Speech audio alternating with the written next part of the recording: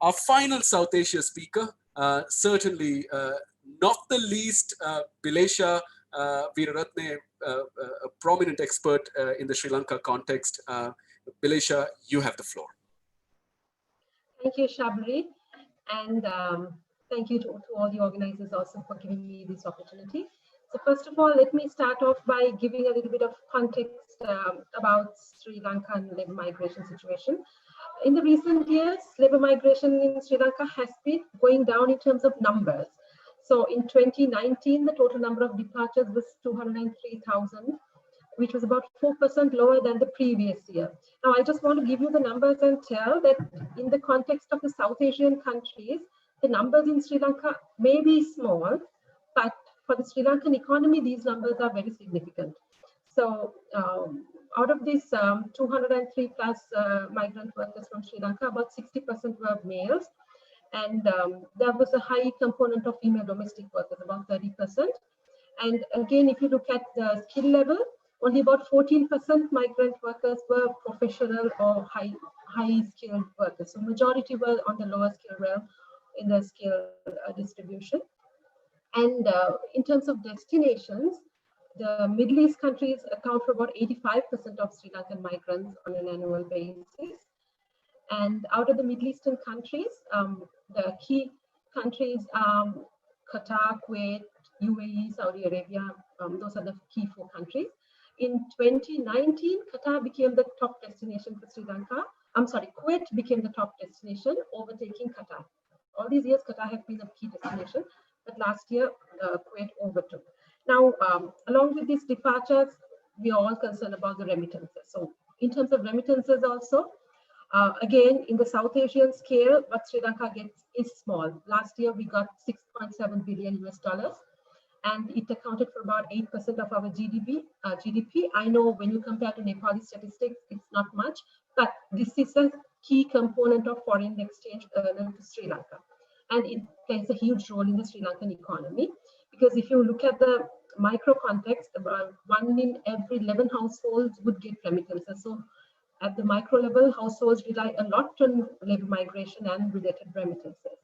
So let's see what happened with the spread of the pandemic in Sri Lanka, in the context of Sri Lanka. So as we all know, by mid-March, many of our destination countries had temporary bans on certain countries, passengers from certain countries, and Sri Lanka was affected right from the beginning itself. And on top of that, Sri Lankan regulatory authority, the Sri Lanka Bureau of Foreign Employment, imposed another ban from Sri Lankan side, saying that no migrant worker registered with the SLBFE could leave for foreign employment until further notice. So because of this, roughly on a monthly basis, about 17,000 people depart for foreign employment. So if we look from mid-March to now, we have lost roughly somewhere between 35,000 to 40,000 employment opportunities. And in addition to people, the potential migrants not being able to go, there have been a huge demand for migrant workers of Sri Lankan origin to come back. So now, as we all know, there were different types of migrant workers who are wanting to come back during this context.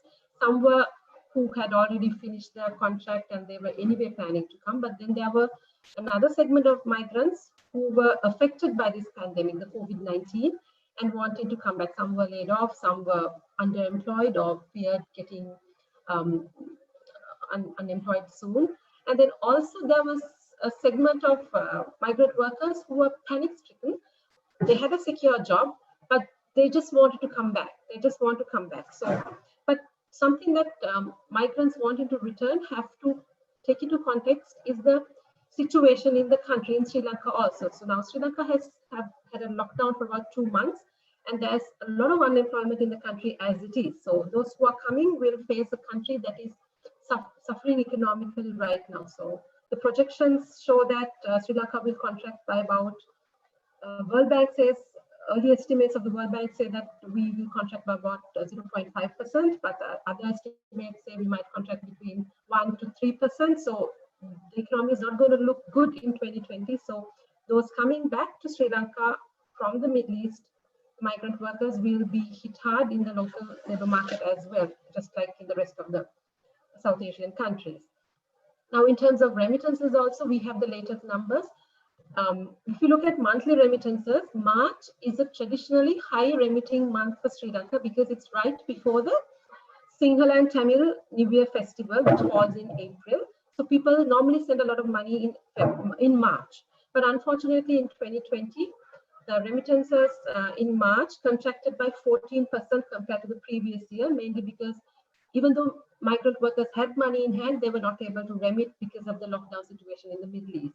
So there was serious concerns about remittance channels, and this over-reliance on brick and mortar channels affected this remitting capacity of many of the migrant workers who had the money in hand in March. And also then when we look at April numbers, we have the April statistics. April shows very bad situation.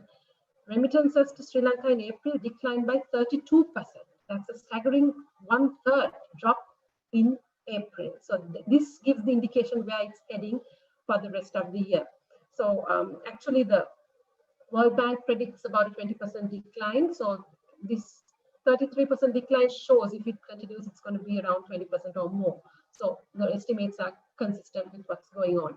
And then we also should have to factor in the economy in the Middle Eastern countries. So though the countries are going to contract, I think the IMF estimates about a 2.7% contraction in the Middle East region. So that will affect demand for labor for migrant workers, their wages, their capacity to remit. So things are not going to be easy. So all in all, we have a lot of people wanting to come back, not able to go.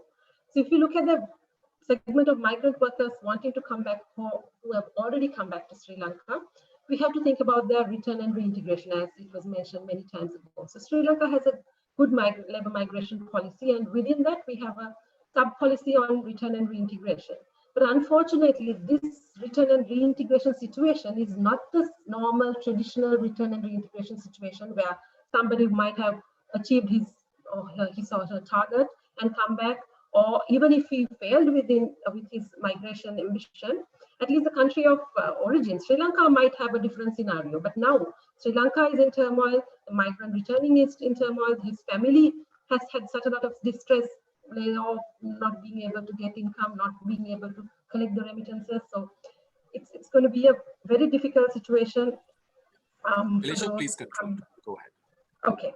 So finally, I want to touch on this repatriation efforts. So Sri Lanka has been doing good in terms of repatriation, and recently we have started the repatriation of people who have been given the amnesty in Kuwait. But then during the last 2-3 days, Sri Lanka was shocked to see what was happening. Yesterday reported the highest number of COVID patients in Sri Lanka. It was 137 patients as per the news reports. Out of these 137 patients, 127 were returnees from Kuwait, those who were repatriated. So this shows the challenge the government has. Government has to bring back the workers, Sri Lankan citizens, but then in terms of caring for them, we have to have sufficient quarantine facilities to cater to them, to take care of their health needs. But then I kind of see a mismatch here. Now, Kuwait extended an excellent amnesty program.